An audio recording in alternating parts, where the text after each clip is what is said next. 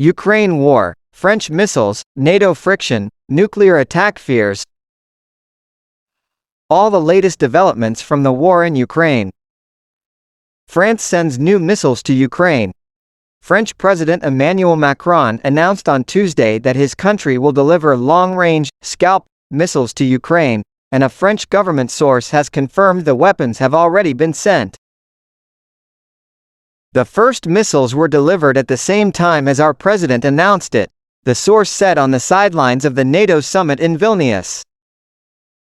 We have decided to deliver new deep strike missiles to Ukraine, said Macron on his arrival at the event.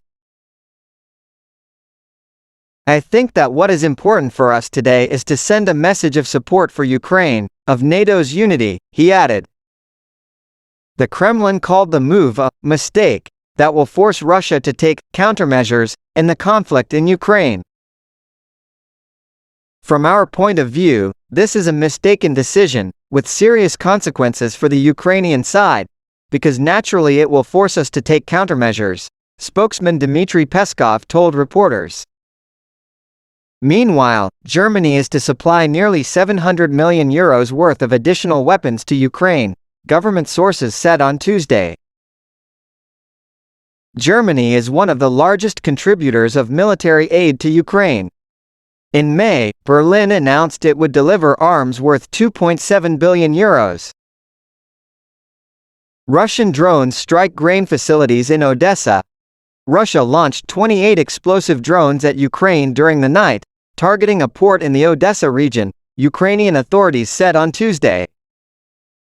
A grain terminal and a port in the Odessa region was the target of the powerful attack, said regional governor Oleg Kuiper, without giving the name of the site.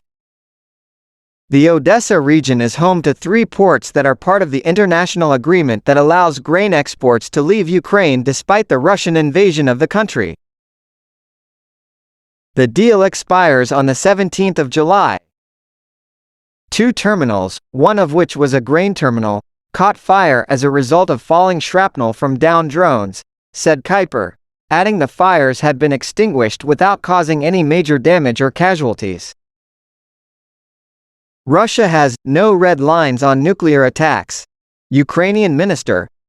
The catastrophic collapse of the Kakhovka Dam has raised fears that Russia might stage an attack on the Zaporizhzhia nuclear plant to cause panic and quell Ukrainian advances on the front line, Ukraine's energy minister claimed on Monday. Herman Halashenko said the dam's destruction, while under Russian control in the Kherson region, warrants the level of alarm Ukraine's leadership has raised in recent weeks, alleging Moscow might attack Europe's largest nuclear plant. Halashenko said he and Zelensky warned as early as October 2022 that the Russians could plant mines to blow up the Kakhovka Dam. For many people it sounded ridiculous, and when it happened everybody understood that there are no red lines for them, he said.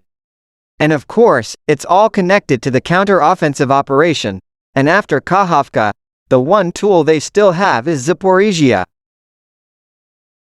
Ukrainian President Volodymyr Zelensky alleged last week, citing intelligence reports, that Russian troops placed objects resembling explosives on top of several power units to simulate an attack. Drone and satellite images reportedly showed unidentified white objects on the roof of the plant's 4th power unit, but Ukrainian leaders have so far been unable to provide further evidence. Jeffrey Lewis, a professor at the Middlebury Institute and satellite image expert, said the objects appeared to be placed on the unit's turbine hall. If it turns out to be a bomb, it is unlikely to cause serious damage to the reactor, he added. Zaporizhzhia was seized by Russia early on in the war in March 2022. Since then, Russia and Ukraine have repeatedly accused each other of shelling the plant amid fears of a nuclear accident. Ukraine, de facto, NATO member, says Zelensky. Ukraine is already in effect a member of NATO since most of the alliance stands with the war-torn nation, Zelensky said on Monday. The security reality here on NATO's eastern flank depends on Ukraine. When we applied to join NATO, we were frank. Ukraine is de facto already in the alliance, he said. Zelensky also indicated that more military aid to Ukraine will be announced at the NATO summit in Vilnius. "I am sure that there could be positive news regarding weapons for our men from Vilnius," Zelensky said. NATO Secretary-General Jens Stoltenberg has maintained that Ukraine will not be granted membership while it is still at war with Russia. Stoltenberg added that the Vilnius meeting will not issue a formal invitation to Ukraine, contrary to Zelensky's nightly address. NATO's summit will begin on Tuesday with fresh momentum after Turkey withdrew its objections to Sweden joining the alliance, a step toward the unity that Western leaders have been eager to demonstrate in the face of Russia's invasion of Ukraine. Prigozhin's commanders met Putin after mutiny, Kremlin. Just 5 days after staging a short-lived rebellion, Wagner mercenary chief Yevgeny Prigozhin's commanders met with Vladimir Putin and pledged loyalty to the government, a senior government spokesman said Monday. The 3-hour meeting took place on the 29th of June and involved not only Prigozhin but commanders from his Wagner Group military contractor, Kremlin spokesman Dmitry Peskov said. Putin gave an assessment of Wagner's actions on the battlefield in Ukraine, where the mercenaries have fought alongside Russian troops, and of the revolt itself, said Peskov. The commanders themselves presented their version of what happened. They underscored that they are staunch supporters and soldiers of the head of state and the commander-in-chief, and also said that they are ready to continue to fight for their homeland. The confirmation that Putin met face-to-face with Prigozhin, who led troops on a march to Moscow last month to demand a military leadership change, is an extraordinary turn.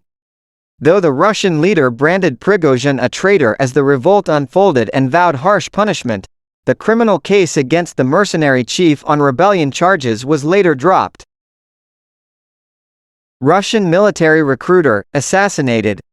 A Russian official in charge of military mobilization in the city of Krasnodar has been shot dead, authorities said on Monday evening, in the middle of a recruitment campaign. In a statement, investigators said the body of the 42-year-old man was found on Monday morning with bullet wounds in a street in the Russian city. According to the same source, the man was the deputy head of the town hall responsible for mobilization operations in the army in Krasnodar.